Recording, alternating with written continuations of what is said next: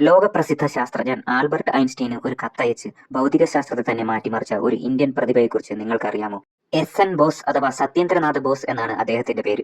1924 അദ്ദേഹം ഒരു പ്രബന്ധം തയ്യാറാക്കി. എന്നാൽ പ്രമുഖ ശാസ്ത്രമാസികകളെല്ലാം അത് നിരസിച്ചു. പ്രകാശത്തെക്കുറിച്ചുള്ള പരമ്പരാഗത ചിന്തകളെ അദ്ദേഹം ചോദ്യം ചെയ്തതായിരുന്നു കാരണം. ഒടുവിൽ അദ്ദേഹം ആ പേപ്പർ നേരിട്ട് ഐൻസ്റ്റീന് അയച്ചു.